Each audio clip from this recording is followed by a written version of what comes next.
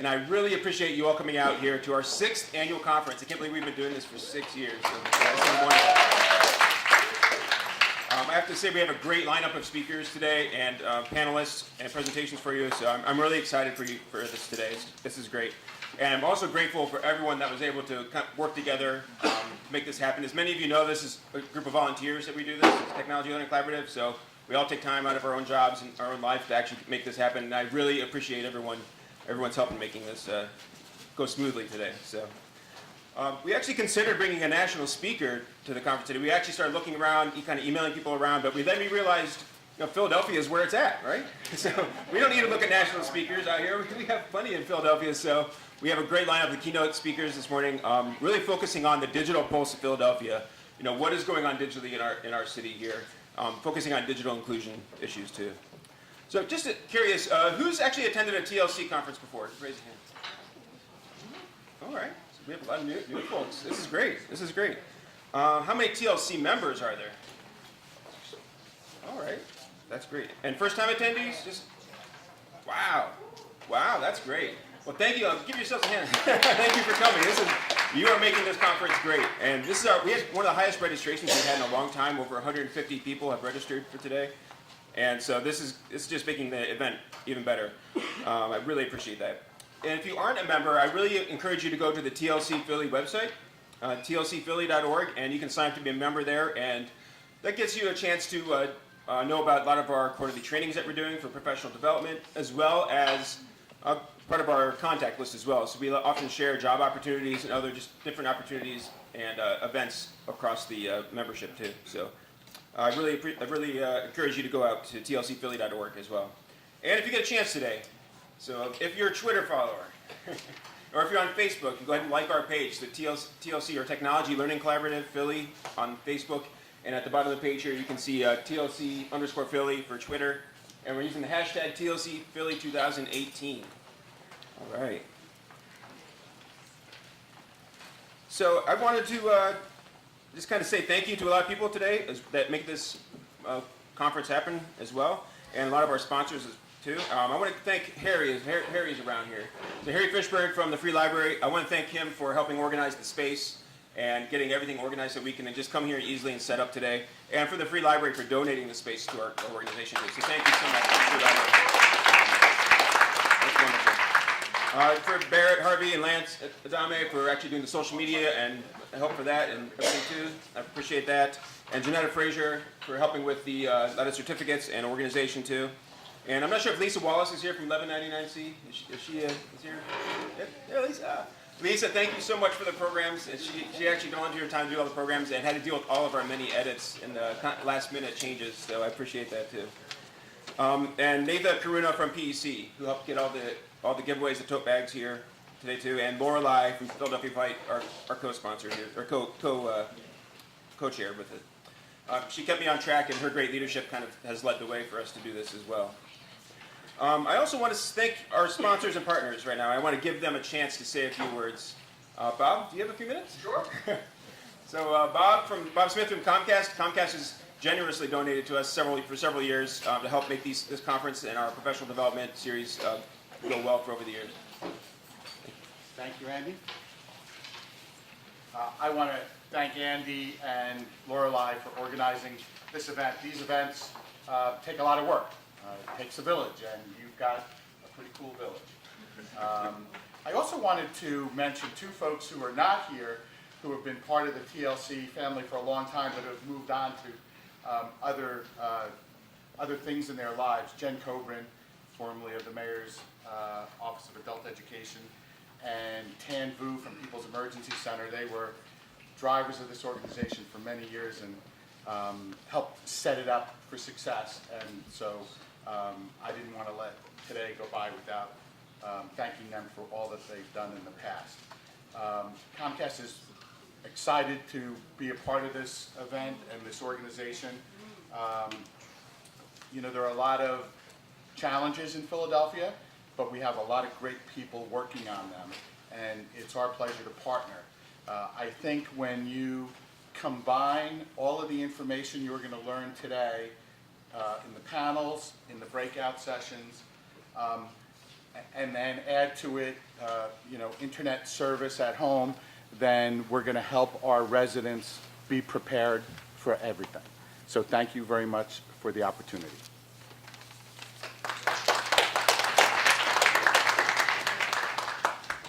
Next, one of our longtime partners, and where TLC, TLC really had its start was with the Key Spots. So I want to invite Freire Parks, the new director running for the Key Spots, taking Jen Coburn's place, actually, formerly of Lutheran Settlement House. Freire's going to say a few words about Key Spot.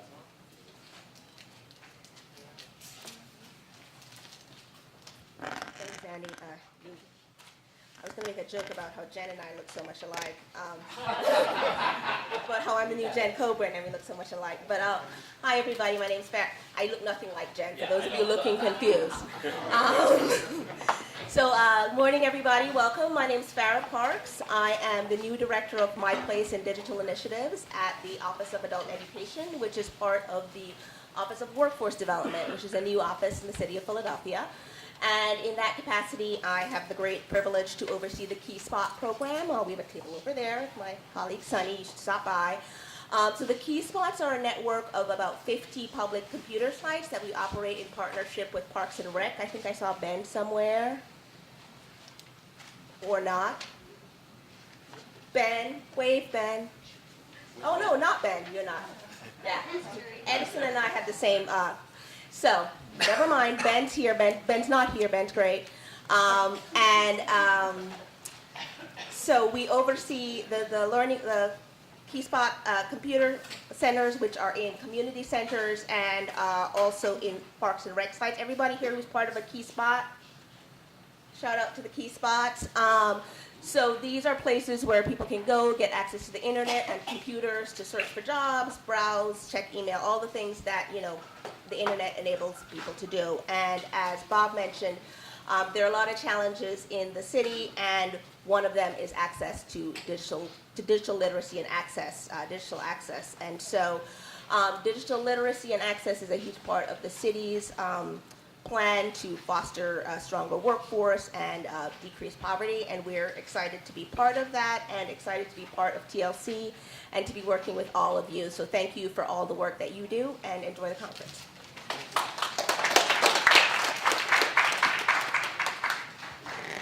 Next, I want to invite Andrew Buss up here from the Digital Literacy Alliance to say a few words. If you don't know about the Digital Literacy Alliance, they have support organizations across the city through various mini-grants. We were a proud recipient of the mini-grant for last year, which helped us run our professional development workshops as well.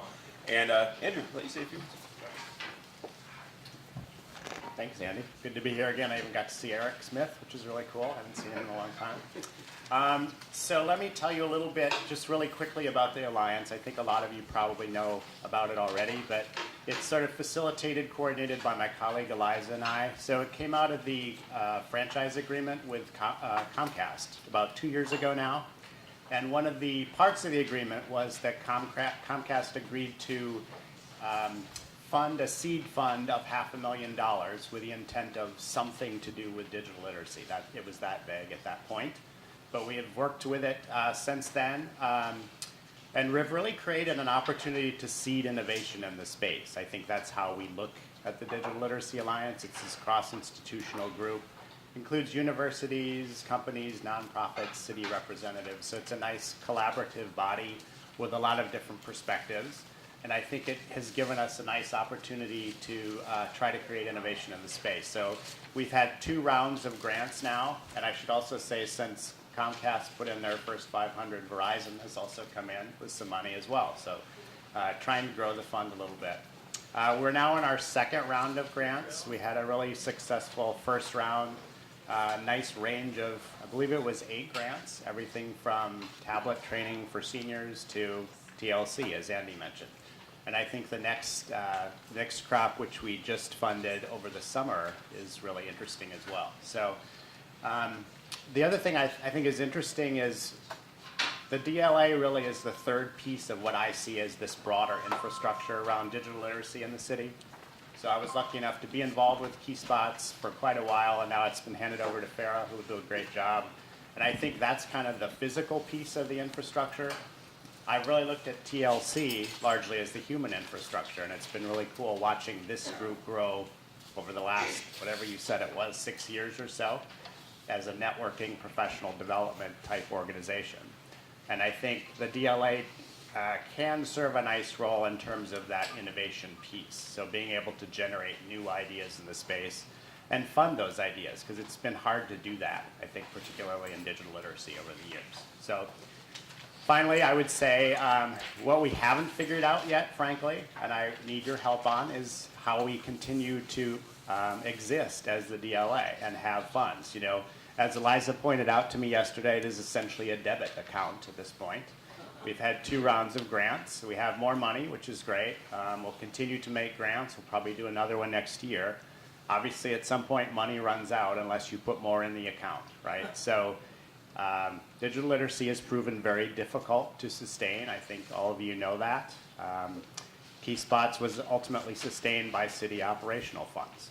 So I don't know that that's a possibility again, but I'd like to think with you over the next year or 2 about some creative ways to work on getting more funding for the Digital Literacy Alliance, because I think anyone who received funds would tell you that they've really done some interesting work and probably advanced the space forward quite a bit. So again, thanks for coming. Andy, thanks for the opportunity to talk, and I'll talk to you during the conference. So if this is your first time, welcome. I think you're going to have a great day. And if you've been to this conference before, yet again, I think this is going to be another kind of really, really nice experience for you. So just to give kind of a quick overview of how this panel is going to go, I'm actually going to I'll give the panelists the choice that you guys each should have a few slides. So if you prefer to come up here and actually click through, I will step aside and finish eating my bagel, and you guys can kind of talk us through. If not, I'm happy to stand here and click for you. So each of our lovely panelists is going to have just a few minutes to kind of give you a little bit of an overview about who they are and what they do. Then we'll go into some conversation-based questions. And then I'm always really impressed by the questions that the attendees ask here at the TLC conference. So we'll make sure to leave 10 to 15 minutes at the end for you guys to engage with the panelists. So as they're talking, kind of feel free to make mental notes about things you would like to ask, and we'll go from there. So It's Nicki's up first. yeah, so it looks like Nicki's up first. Do you want me to click for you, Nicki?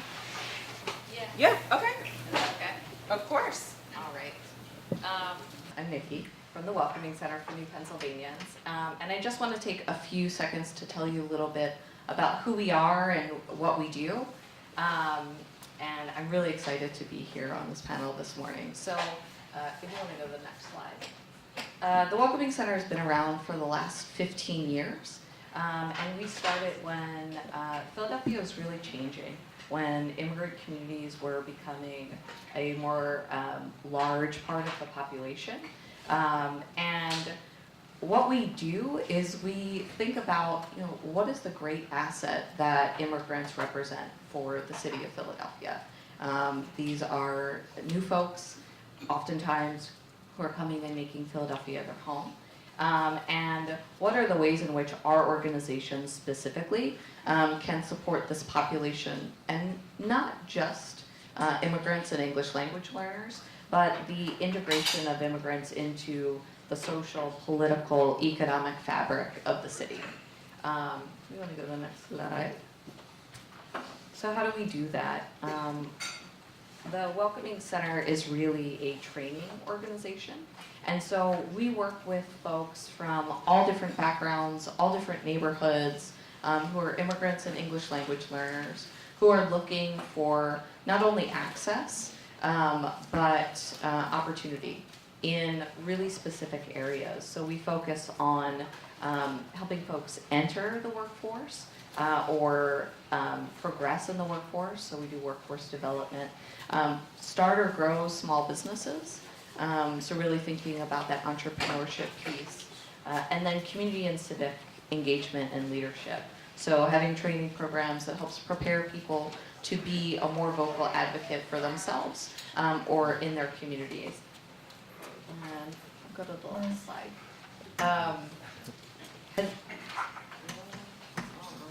marble happen? What does that look like? Long slide. Ugh, I don't know. Oh well, that's okay. I think that's number 3. Okay, that's fine. So one of the things that I was thinking about was, I read an article this week that said PowerPoint is dead, and that the new thing is whiteboards, and right. So yeah, old is new, and that one company was forcing people to move away from PowerPoint and to move towards only using whiteboards, and that everyone would have to first figure out their idea and then be able to draw it.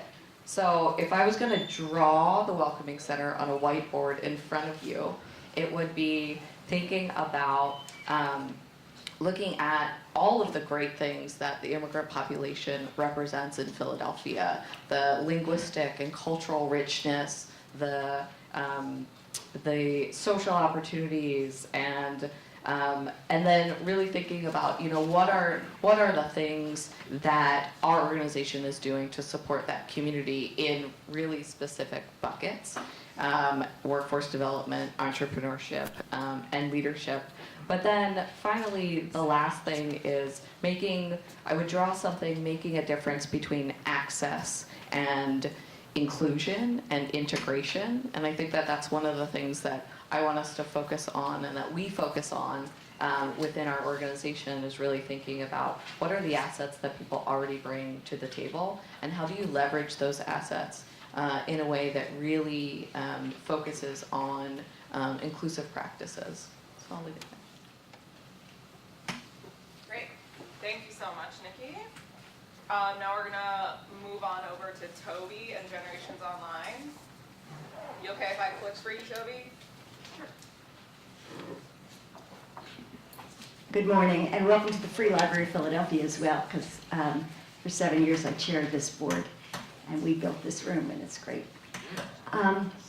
If you think about the people you may know someone who lost her husband 7 years ago, whose world is getting smaller, who can't apply for a job because she's awfully timid about technology, who would love to see those grandchildren but has never actually used any kind of audio, video connectivity.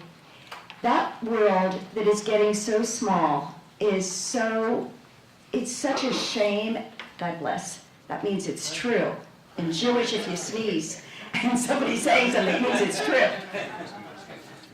And so Generations Online 20 years ago set out to fix this.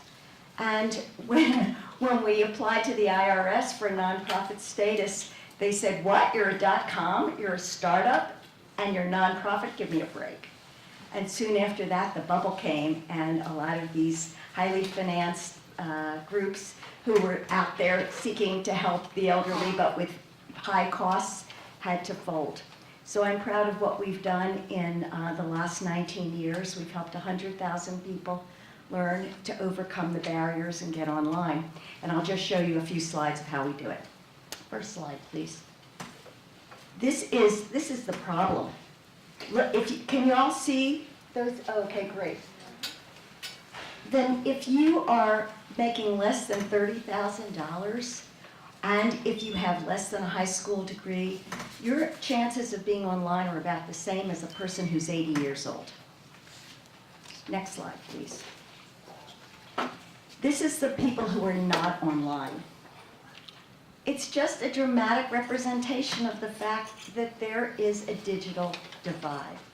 I was around and started this at the time that the Department of Commerce released their very first digital inclusion initiative. As a matter of fact, the Secretary of Commerce at the time, Norman Mineta, and Mayor Street came to the Philadelphia Senior Center to launch Generations Online.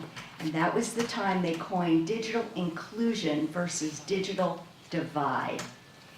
Mayor Street at that time held up his BlackBerry and said, we want everyone in this city to be connected. We want them to be online instead of inline.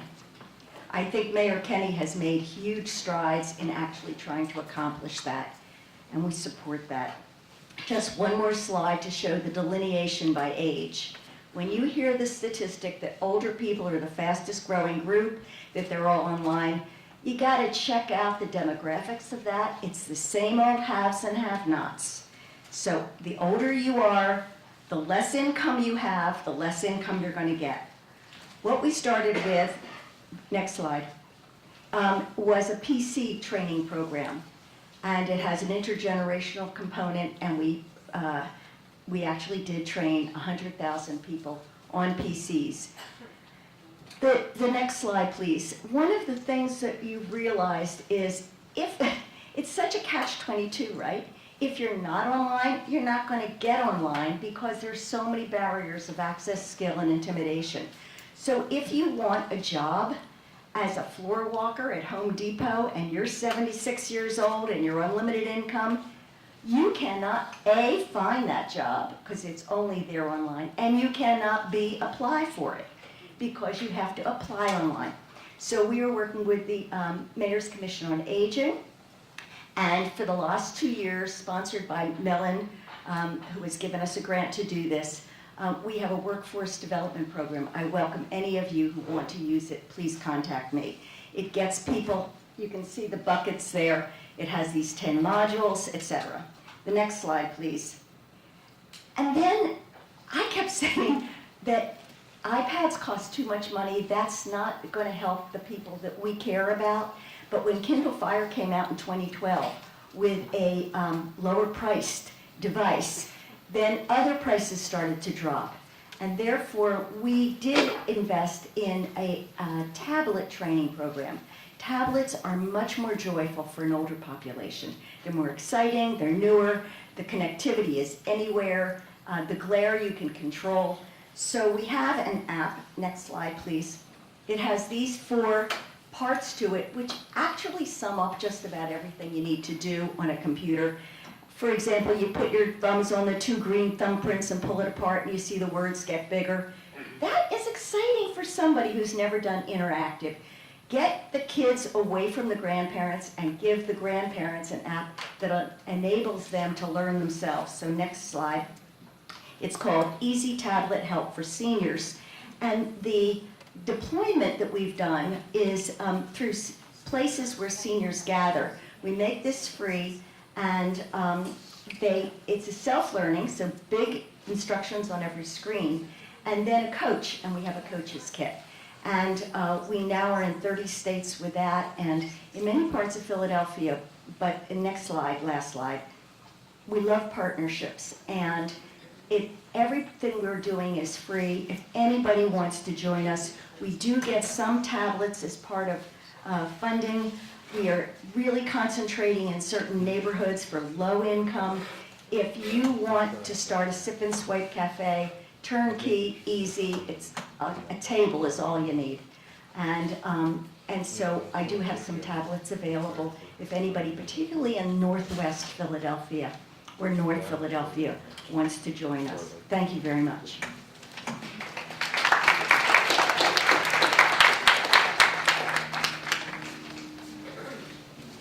Good morning. So I was thinking what to share about myself today, and I had a conversation with my mom this morning. She reminded me about an anniversary that's totally relevant. The anniversary is that my name is Edison Freire. Oh, sorry, can you hear me?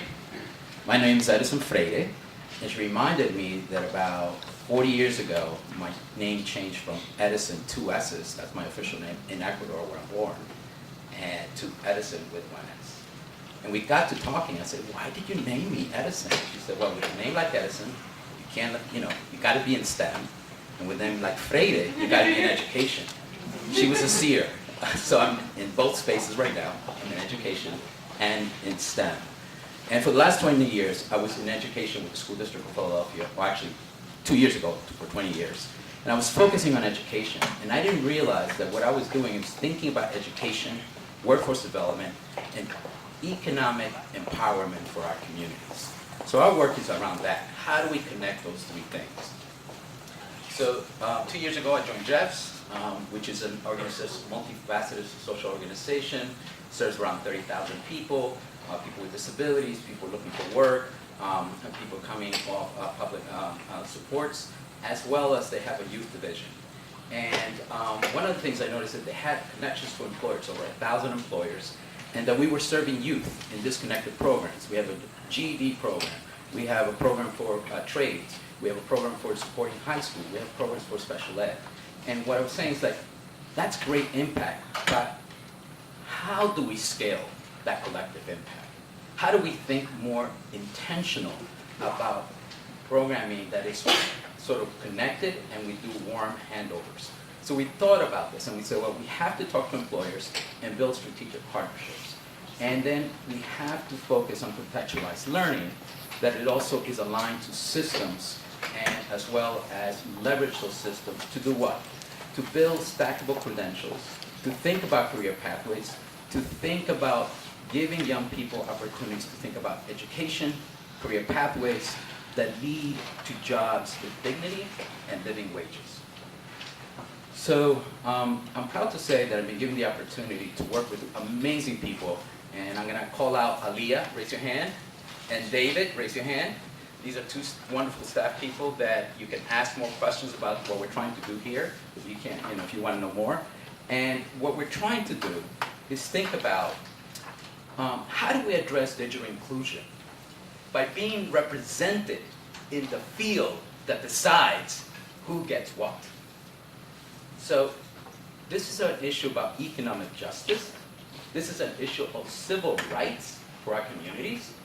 And it's not going to be given to us. We have to demand it. But we also have to prepare to take those opportunities. And, I have to say, what drives us is this question that we all hear.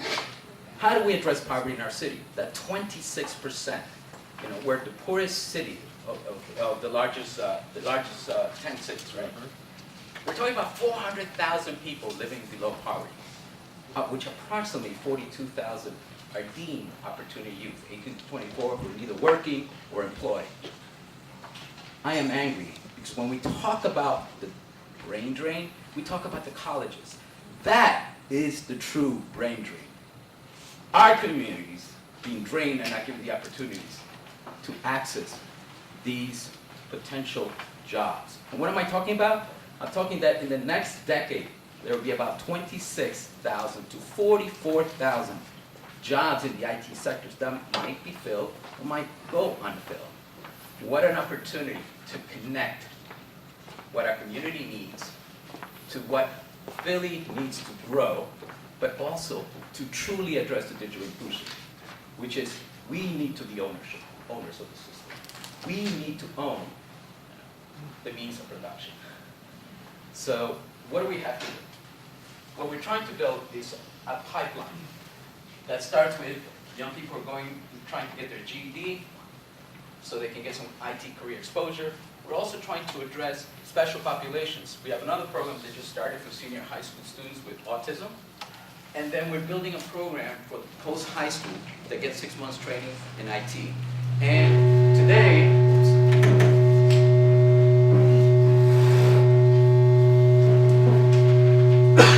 let me see. No? Okay. And we also have a one-year AmeriCorps program, which is similar to another one in the city, Urban Technology Project. We need to build many of those. And please, Texas scholars, can you raise your hands, please? And they're represented here. These are young people.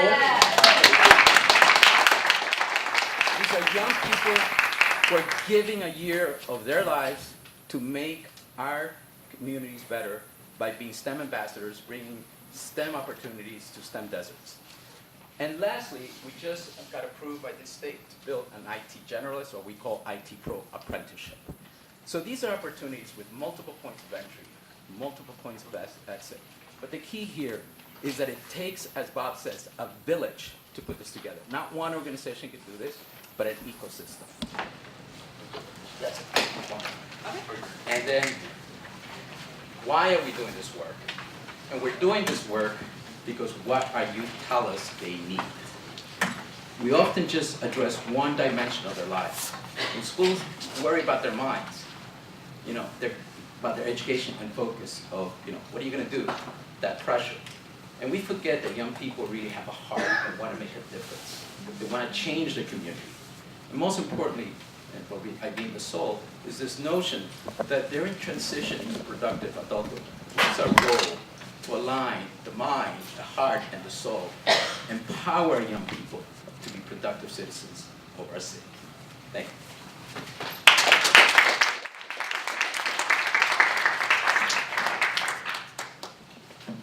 And Eric, you got to do slides or no?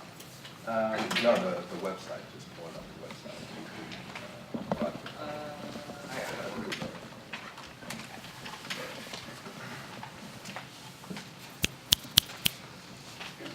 While I was working on that, I just want to say welcome to everybody, and it's great to see so many folks here, folks that are interested in, the digital divide, digital inclusion in Philadelphia.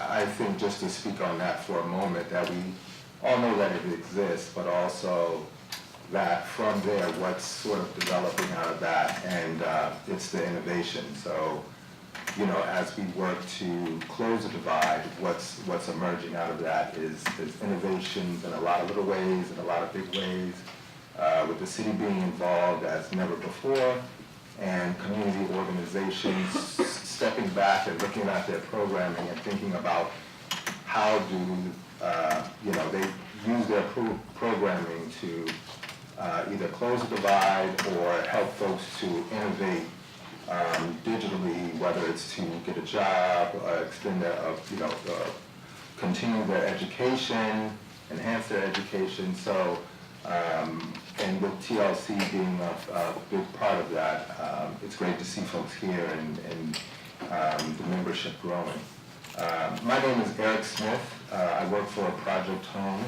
I am the manager for adult learning and workforce development. And if you don't, Project Home folks may know about it, but the ultimate goal of the organization is to end homelessness in Philadelphia.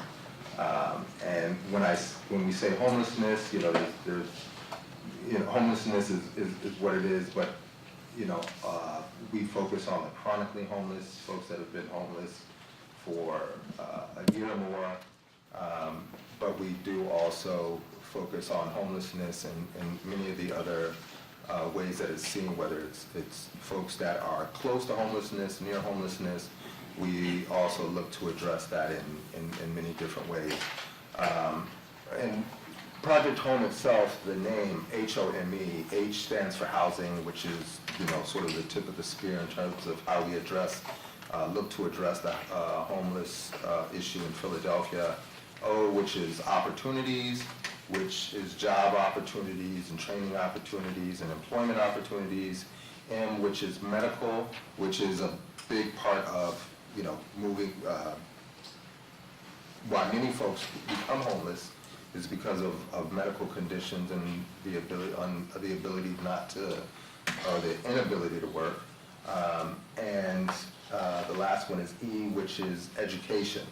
That's sort of what I focus on. The M, I just want to point out, the medical, we have a wellness center, the corner of 23rd and Cecil B. Moore. Literally, it's crunched in between Ridge, where Ridge and Cecil B. Moore meet, and really there to address the health issues that exist in that community in terms of ongoing health issues and preventative measures.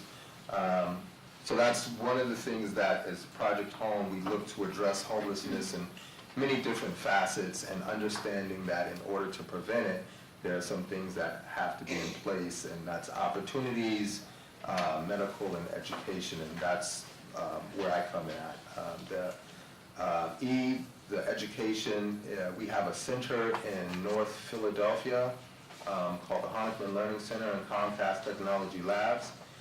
Huge facility, innovative, up-to-date computers, smart boards, the whole nine, really just to make sure that those opportunities are available to those in the community, whether they're young adults, children, or adults. We mainly focus on workforce development programs, and those can include customer service, ServSafe, managerial ServSafe, A+ training, Microsoft Office training in a blended format. There's a couple of different trainings that we focus on, but we really look to stay sort of ahead of the curve to make sure that industries that we're preparing folks for are still going to be able to, will still be around, and that folks can move into potentially a family-sustaining wage position. So that's a little bit about what I do and what Project Home does, and the workforce piece to it is really important because it is, you know, whether you see it as that or not, it is a preventative measure for homelessness, or as a way to come out of homelessness and, you know, move forward in your life.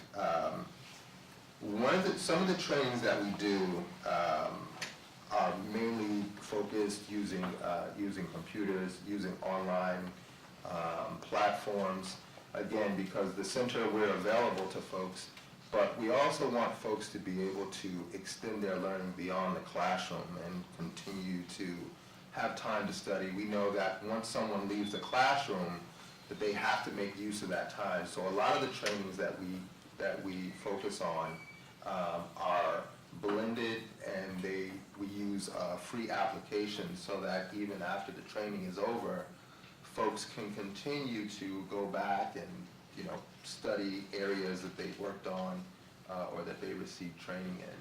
So it's really important, you know, as this conversation moves forward and as folks are starting to think about workforce development in their organization, thinking about how to extend it so that folks can access it either on their phone or at their computers at home, and really thinking about how can we transition some of the training in such a way that it can be extended beyond the classroom. So we develop a lot of different trainings, but that's sort of the core thought process that goes into our development, because if someone's in the class for an hour and a half, you know, a couple of days out of the week, they may need more time than that. So, and I definitely will be speaking more about that through the questions that Eliza's going to pose, but thank you for having me. Great. So before, is this actually working? No. We're working. Oh, okay. I'll just yell. It's okay. So before we move into kind of the question portion for our panelists, I just want to invite some of the folks who are standing. We have a bunch of extra seats, and not extra, empty. So you're welcome to like come grab a seat, and you won't be disrupting anything if you want to do that now.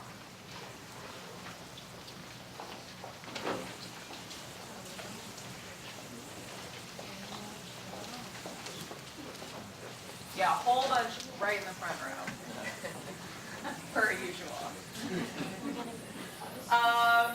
Okay, so as you folks are getting settled, let's kind of switch gears a little bit, and we'll head into kind of the question, conversation portion of the panel. So I appreciate ending on Erich, because I think Erich kind of really set this stage for starting to talk about the intersection between technology and digital literacy and access and workforce development. So workforce development here in Philly is a really big hot button issue. And actually each of our panelists explicitly mentioned kind of the importance of workforce development in their work and in their programs and projects. So I'd just like to kind of take a little more time to dive a bit deeper into kind of what workforce development means to you, and I think kind of especially how you've seen workforce development and the workplace change as it relates to technology and kind of what that has meant for you. So let's just start with Tobey, and we'll go from there. I'm really myopic about this. I am so focused on the have-nots of the elderly. And as I said, The classified ads, if there are fewer and fewer weekly newspapers in neighborhoods, so everything's online. One of the things that you see is that the employers are absolutely tone deaf about this. I think some of the, when we talk about workforce development, it can start at the very beginning of getting a job, go through applying for a job, and then when you're there, what kind of technology you have to use. So that's the way I would tee it up. Go for it, Nicki. Yeah, sure. I really love how you put that, Tobey, because I think that we often don't think about that continuum when we think about digital access. And so oftentimes it's focused on job readiness or getting people ready for a job, but we're not often thinking about some of the technology that people need to access while they're on that job or to be successful in that job or to get a better job, right? And so at the Welcoming Center, we, as I mentioned before, we really see a wide range of individuals with different educational backgrounds, different skills, different language abilities.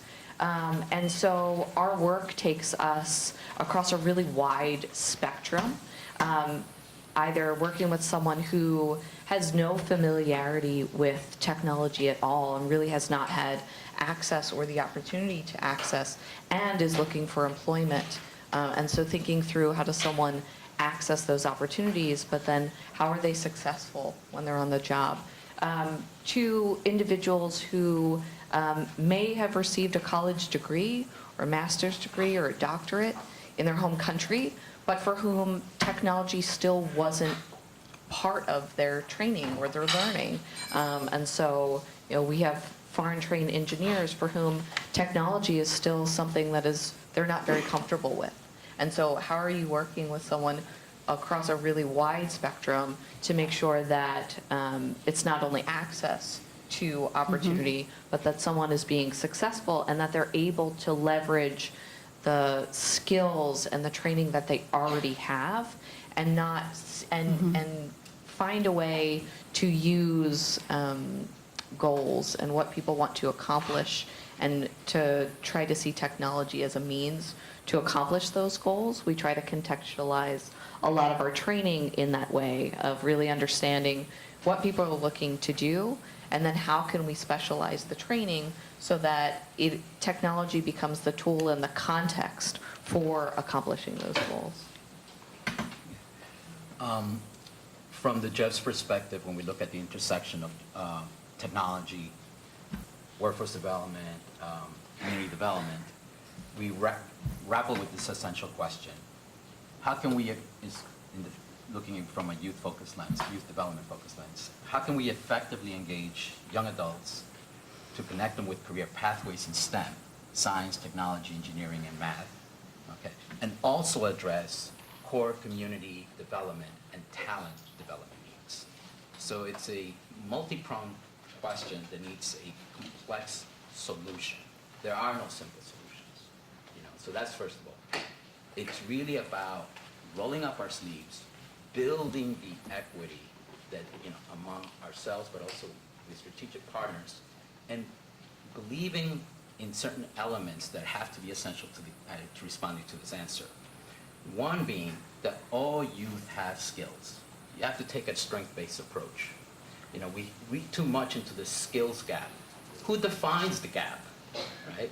We read too much into this brain drain seen from a higher ed perspective. And as I said, the brain drain started unfortunately, by where you landed in your zip code in terms of when you were born. So that's where the brain drain started. So how do we inverse that? How do we take over that conversation and change the framework of how we address that issue? So part of it is really creating elements that allow young people to flourish, but also allow us to see young people as value deliverers or service, i.e. agents of change. So first of all, programs need to have some meaningful engagement. Young people seek to give back to their community. You also have to create what we call the earn and learn model to be productive. While you're learning, you should be getting some kind of incentive to learn. That's earning. But also that leads to understanding what productivity in a workplace involves. It's also about exposure. You don't know what you don't know until you're exposed. So unfortunately, our schools are not doing a good job with STEM education. So it's up to us, the community, all of us having key spots, to enrich our centers with more STEM activities or programs. And then it's also about safe opportunities to explore, learn, and fail. Failure, people often say it's not an option. That's not true. Failure is an opportunity to learn. You know, somebody mentioned earlier, like, there was all these .coms that went bust. Guess what? Many of them went back and rebooted their companies, and what did they do? They learned from their failures. Please use the mic. Oh, sorry. Learn from their failures. And the last thing is helping young people build social capital. Social capital is about the networks we build. I had the opportunity to tap into a network that changed my life trajectory. It was pure luck. So unfortunately, there's too many of those happening. So we have to be intentional about creating these social capital opportunities for young people. So as we talked about earlier, the TLC is about human infrastructure. We need to be forward thinking. We have to say that's the same approach we need to take when we work with our youth in your particular programs. Thank you.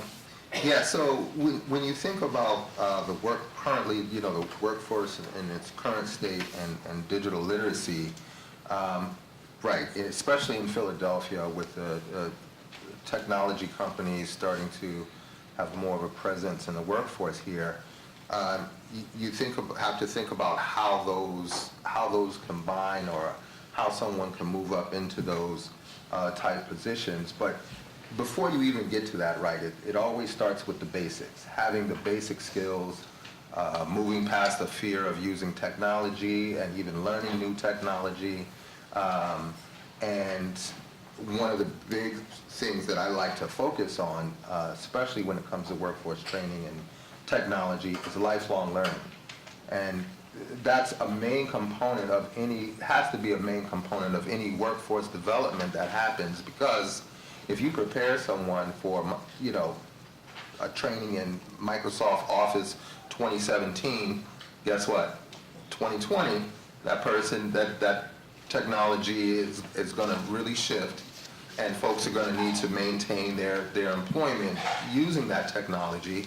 So, and they may not be able to stop working to go get trained on it. So that's where understanding and employing lifelong learning comes in, because a lot of times an employer may just give you a heads up and say, hey, we're going to be switching to Office 2020, and not mention any training that's coming or anything like that. But that's really more of a heads up for you to move forward in your own learning and pick up those skills. So there are a lot of areas that we could talk about in terms of different trainings that can happen, but within that, and I know that there's many different trainers here, make sure that you're building in the lifelong learning piece, because that's going to, as long as technology is there, that piece has to, it has to be built into anything that you do. Otherwise, you're just preparing folks for for employment or training for the next 2 years, and in the next 2 years, they're going to be faced with the same issue. There's new technology, I don't know how to use it, and I'm not going to attempt to use it on my own. Moving them past that barrier really opens things up. So, right now, one of the big things is applying online for a job. I mean, really, that's the only way to do it. At some point, the technology may change in terms of how you apply for a job, like within the next 5 years, and not being scared to move into that, whether it's, just using your thumbprint or having an ID number or something like that that can automatically furnish an application with your information, moving folks past the fear of, someone's going to take my information, or if I touch the computer, someone's going to, suck my social security number through my finger into the keyboard, and, so moving past a lot of those things is really important. It has to be built into any training that you do, because the training is going to be continuous. It's going to start with you, but it's really going to end with the learner and their continuous learning capacity moving forward, and just understanding that that's a part of it. So, yeah. Great.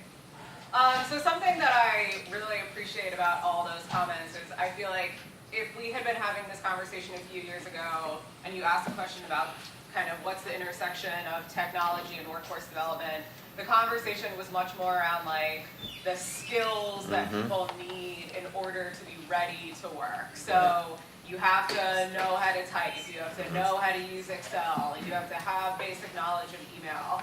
And I appreciate that really, in my interpretation, the gist of the comments that were just made are like, we're a little bit beyond that at this point, and we're more about thinking like, how are we kind of holistically preparing people to be ready for work? And what does that mean from a technological standpoint, but also like, how are we getting them to trust technology, and how are we getting them to move past their fears? And I think Edison's comments about things like social capital, like, it's really interesting to hear that that's where the needle has gotten to, like beyond the hardware and software and into kind of like the meta conversation around preparing people to be ready for work. So I think kind of related to those comments, can you talk a little bit about kind of what you think the biggest challenge is facing kind of the unique populations that you work with? And if you found a way over the course of your career and in your work to kind of help overcome those barriers.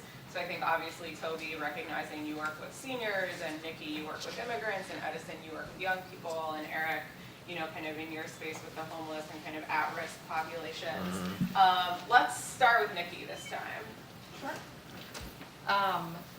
So it is so amazing to me how there are so many similarities between all of the comments that I'm hearing on this panel. You know, I feel like Edison could be talking about English language learners and immigrants, and Tobey, it's very much the same. I'm going to echo my colleagues who are sitting in the front row, Bryce and Sam, who have actually taught me the most about the work that we collectively do as an organization, because really at the end of the day, they're in the classroom and they're making it happen. By saying one simple thing, being a detective, I love this. I love this. Because it speaks volumes about how we have to look at the entire person that's coming to work at our organization, and really putting the burden on the organization or on the teacher to stop and think about who it is that's sitting in front of me. What are they looking to do? What do they want to accomplish? And what do they bring already to the table?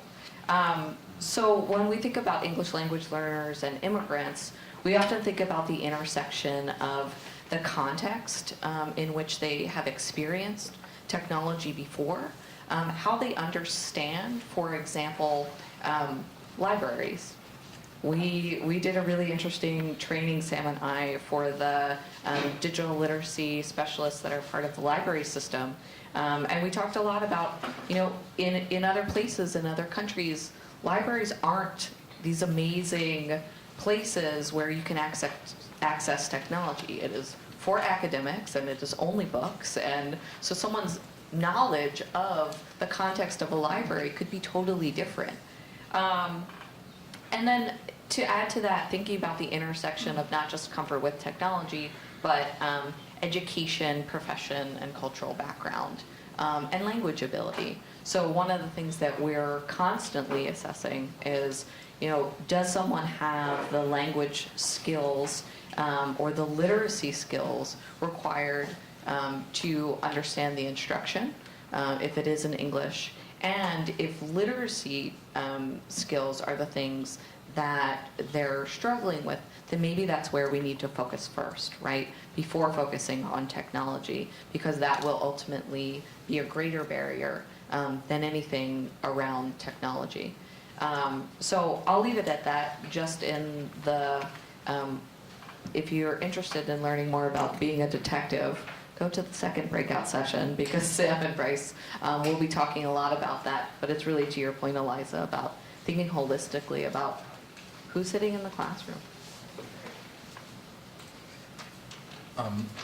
I think the biggest challenge in the youth development space is that I think inadvertently or subconsciously as adults, we still see youth as an issue of case management.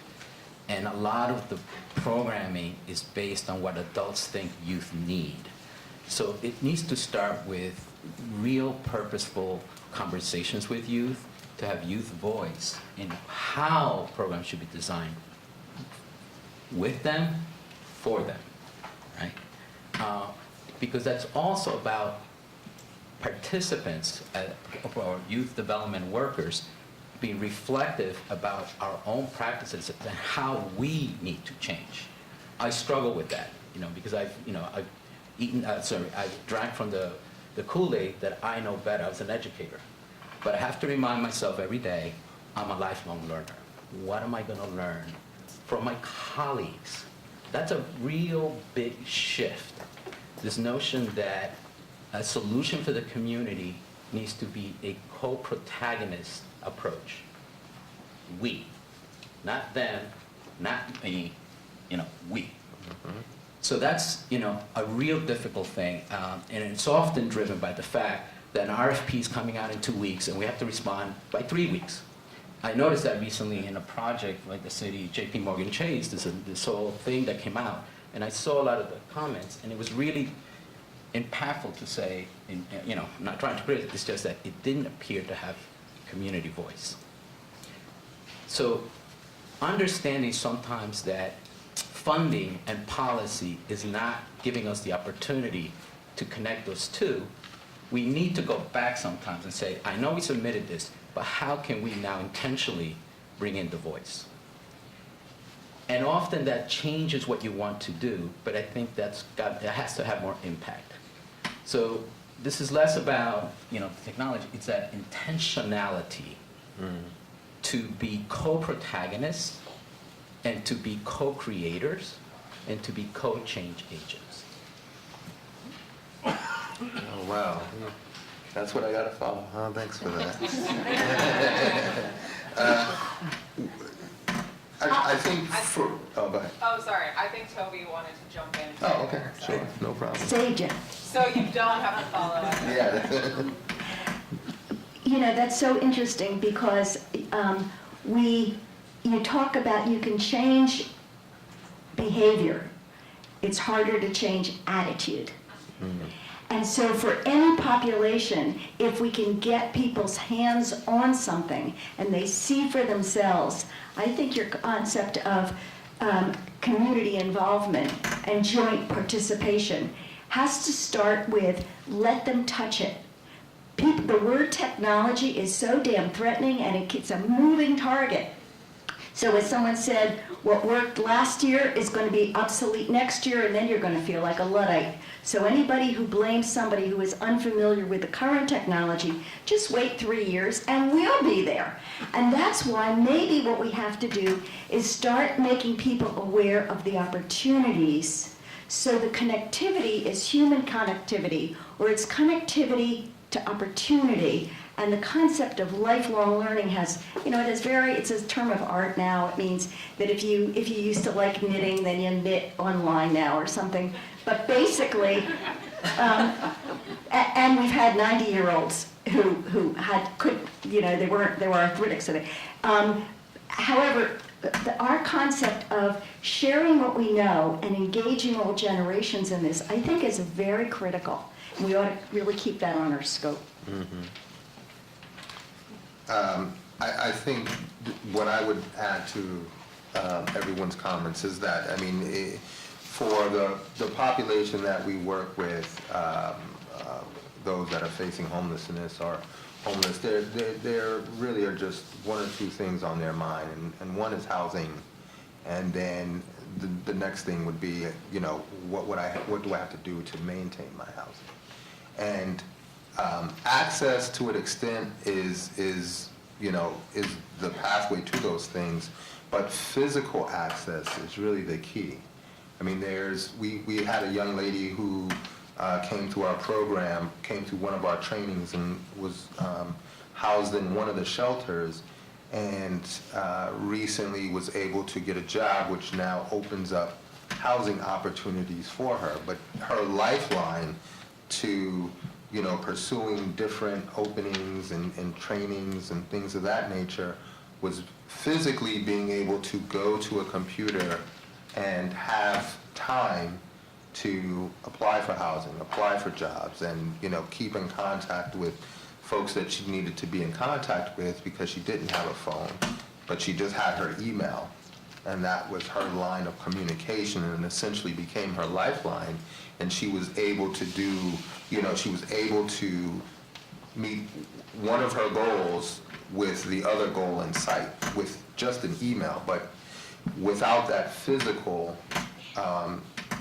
without that physical connection to the technology, it wouldn't have been possible. So I'm really speaking to the key spots and to a lot of the different facilities that are that have the labs. And some days, you know, there's 3 or 4 people up in there, and other days, you know, it's jam-packed.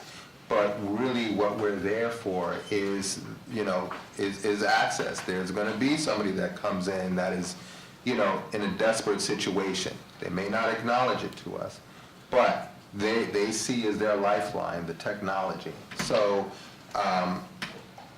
with our population, I mean, I think we start with looking at physical access, and then from there, everything else sort of falls into place in terms of, or as it relates to inclusion and access for our population.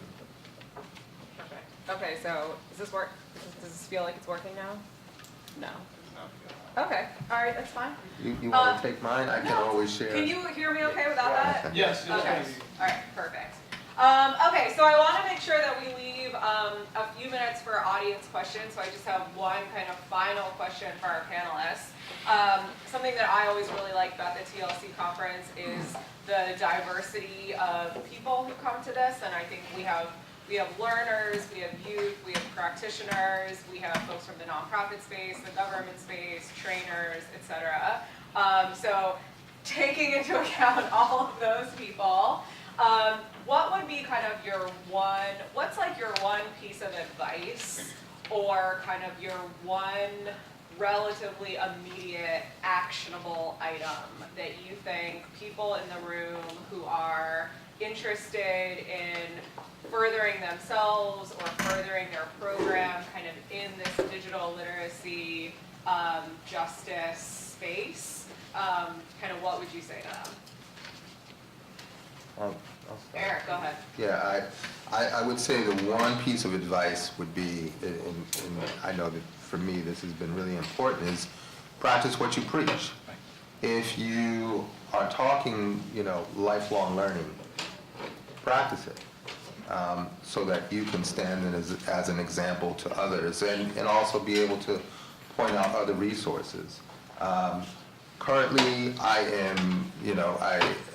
am pursuing what's called a micro-master's through an online program or an online platform called edX, which was put together by Harvard and MIT. Ton of trainings on there done by companies and different universities, low cost, and the certificates are verifiable, meaning that if an employer wants to confirm that you have it, there's a way for them to find out. And that is something that I have incorporated into the trainings that we have, because again, that is the way that learning is really learning is going in that direction at such a rate that the universities have been shaken up by it. They have to figure out how to incorporate that aspect into it. And also because it is a quick way to, you know, the new term of middle skills that you don't necessarily have to have a degree for, but do require some level of expertise. And these online short-term certification programs have really been leading that, and this term has bubbled up because now it's possible to pursue, you know, very technical trainings and gain those skills and really focus and target those middle skill positions, a lot of which we're seeing here in Philadelphia. A lot of tech jobs don't require, say, an advanced degree. Really, you just need a portfolio to show that you have the skills to do what's required. And that's something that, again, can be gained online, gained through lifelong learning on your own. But I would say think about that and think about ways to incorporate that into the programming that you have in little and in big ways, because that is really the thing that's going to change things going forward. And if you're already incorporating that into your programming, as folks go through your trainings and through your programming, they're already prepared for that. So they can see the advantages of it long before other folks can, and know how to highlight that. I just want to piggyback on his comments. You know, part of what we're trying to also ourselves think is that, you know, if we can approach the city as a living classroom, not separate educational entities, but us as part of one living classroom, we need to think, what's my best role to help all the students in that classroom? Okay, so that really means thinking systems, thinking about the ecosystem we need to build. We are often in this sort of struggle at a level where we say, how do we collaborate and how do we compete with our partners? So that's always a balance. But the end goal should be, how do we connect our work so that we do build this ecosystem? And that ecosystem may involve that you don't have to have the solution, but rather learn from somebody else, or partner with somebody else, or access resources with somebody else. And so you may need to question, you ask yourself, you know, what else can I do in my center? You're running a computer center. Or what else can I do in the center that I'm at? Or what else can I do, as Erich has said, to learn myself, and then apply what I learned by passing it on. So if you run a computer lab or training center, you might think about creating a makerspace for youth, for your other partners. You might think about holding coding camps, and there are already other programs out there that you can tap into. Computer Science for Philly is one, coded by kids, Tech Girls, coded by girls, Techs are scholars. So there's a lot of programs. So the intentionality of partnering is key here. We also need to think about, you know, digital badging, as Andrew shared. And last but not least, we really need to think about entrepreneurship. Your unit as an entrepreneur unit, but also the members that you're serving to become entrepreneurs. Entrepreneurs isn't necessarily just about making business, but it's really about building social capital, whether through education, accessing resources, or demanding services from our city, or looking for resources for your center. So, So Edison, I'm going to cut you off because I think that was, So I was gonna say- that was 4 pieces of advice. But I just want to make sure we have time to get through Nicki and Tobey so we can have a few minutes for questions. Thank you. So I'm going to ask a question. Who here has been to the eye doctor within the last 5 years? A lot of people, right? Okay. So you sit in that chair and the doctor asks you, is this better or is this better? And they put a series of lenses in between you and the world, right? And you walk out of there deciding whether or not you need glasses. But what I will tell you is that each one of us walks around this city and then in this world wearing a set of glasses. And each of those lenses is an experience that you have had that shapes how you see the world. So whether it's your race or your class or your gender or your experience with technology or the languages that you speak or your educational or professional background, oftentimes it's really hard for us to know what goes into our prescription. So my challenge to you is understand what is shaping how you see the world, because it will help you better understand what is in someone else's prescription. All right, bring it home, Tobey. Yeah, well, and just to circle through what everybody has said is maybe every one of us should send into TLC our biggest need and our biggest understanding of an opportunity. For example, there's TechSoup that can provide lower cost technology to nonprofits, so for the nonprofit group. For the new learners, you should have the opportunity to know what is available. Somebody has got to make a compendium of opportunities for not necessarily learning the technology, but for access to the technology and skill. Access, skill, and intimidation, and the greatest of these is intimidation. So I would challenge TLC to create the compendium, and I would challenge each of us to send, whether you write it on the back of your program now and just leave it at the table, or get in touch with Erica or Andy and say, here's what's missing from the view I see, from the lens that you just shared. Great. And I'll just say, if you really want to, you could tweet that at TLC right now or over the course of our time together today, so that we can also kind of continue this conversation online. And also that really is a nice way for TLC to be able to like have a record of your comments. So just to reiterate what Tobey is saying, kind of thinking about what are our biggest needs, what are your biggest needs when you're thinking about this space, and also what opportunities are you familiar with. So if you want to put that out there in the Twitter sphere, feel free. Could we also say that if they want to make comments, that there's a survey that is there going to be up? Yeah, so they can make comments. Yeah, that way, so if you hang out until the end and you want to get entered into the raffle, you can also definitely make comments on your survey evaluation form, feedback form, whatever it's officially called. All right, so perfect timing for us to just kind of wrap up with some audience questions. We're going to give this a shot with people just yelling. If you feel like you need a mic, I'll grab one and we'll walk that around. But does anyone want to kind of have first shot at the questions? Okay, go ahead. Yes, given that workforce development, can everyone hear me? Yes. Yeah. Yes. The Workforce Investment Opportunity Act serves all people, including people with diverse disabilities, seniors, immigrants, youth.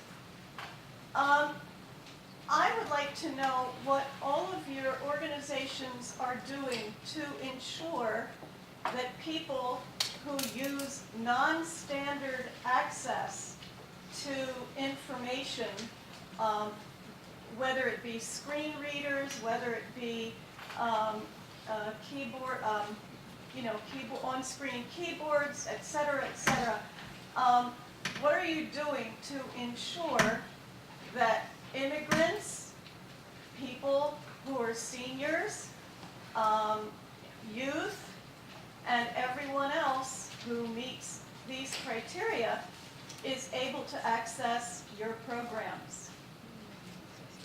It's actually by law that your That's right. software, right, Yep. has to be able to be orally accessible for sighted. Software itself and the computer itself so helps those with hearing loss that we often forget that, especially for seniors. But it is the law, and we all have to conform to that. But how are you doing that? I'm curious. So in the workforce development software that we provide for people who walk in off the street or are somewhat employed, we have to make our program that you can hear it as well as see it, and that it is 803 accessible. I would add, along with that, is that we just start by opening our doors. And where we're located, it's all on the first floor, so it's all accessible. But I think to a greater extent for the workforce training that we're doing, when we reach out, along with doing training, we also, all of our trainings, we have target employers, and a lot of the employers, we, look at what they're, in terms of hiring, because a lot of folks that are part of the population that we're working with come in with some, physical and mental disabilities that have to be addressed, and employers, again, working with employers hand in hand, they really know, they get a better sense of the population that we're working with, and we get a better sense of what capacities they have to bring folks into their company, and in a very real way that's going to be sustainable for both them and the person that they bring on. So we look at it from a lot of different ways, not just physical, but also how we can engage employers and also in different trainings that we have to make sure that that it's beneficial to everyone. I'm going to speak from more of this is Edison, from a personal perspective. It's an issue that's near and dear to my heart. So in my previous work, basically I challenged the employer to be ADA compliant. So I ensure that people with disabilities were hired. And it is really hard work. I'm not going to say, it's the thing that should not be mentioned when we're hiring people. And so part of it is trying to, and I challenge all of us, to preach, to walk what you preach, or what's the saying? I'm a second language learner. Practice what you preach. Practice what you preach. The way I engaged our employer was to build an apprenticeship program that became inclusive, but also to make them understand how we can leverage public funding and private funding, OVR funding, WEOA funding, SSI beneficiary funding. So there's all ways to look at this.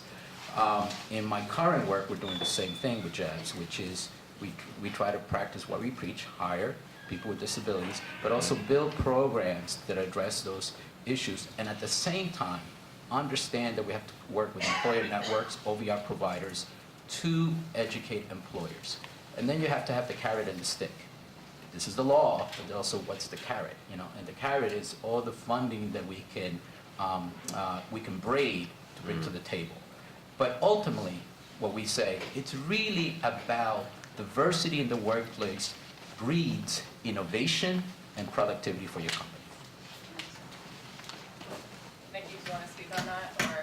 All right, perfect. Okay, so we have. I've got part two.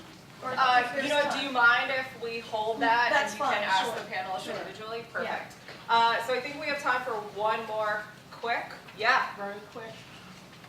Hi, everybody. I just want to say that to everyone that I think the most important thing, I have a soft voice, I'm trying to shout, is contextual learning, because that, I think, is what's missing. Like, I was really good in trigonometry in school, and I went to all the good schools in the city, and I did not know until 3 years ago that trigonometry is what that device that's in the Eagles game that flies around, I didn't know that was trigonometry. I saw that on a New Jersey school special. So I think that's the kind of thing to get the younger folk, how do you use this stuff? Most people hate trig, but if you knew that that was trig, that got you that job, it becomes more interesting.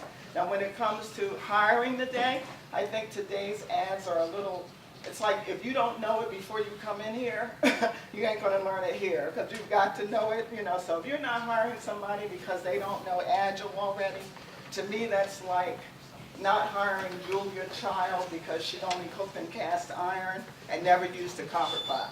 So you gotta stop, we have to do it with contextual, context is what I'm saying.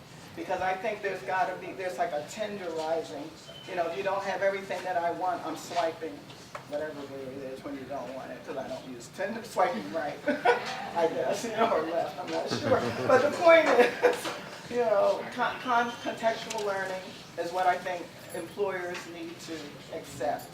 Okay. Thank you for closing out our panel. Makes my job easier.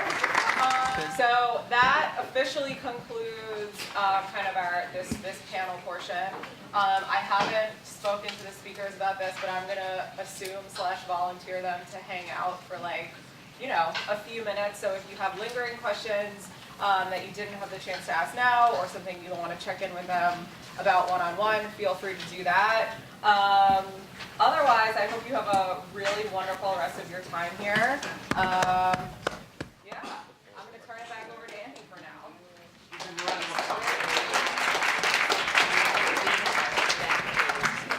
All right, thank you, Eliza.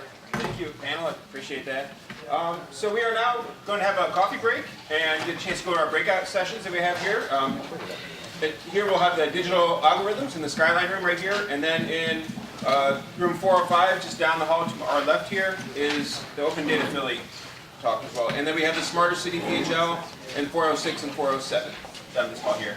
If you get a chance as well, the panelists will be up here to ask questions. But we also have our little vendor tables. We have our big vendor tables out here with all of our partners as well. If you get a chance, stop by and talk to our partners and visit them as well. So at 11:15, we will start back up with the next breakout session. So thank you so much.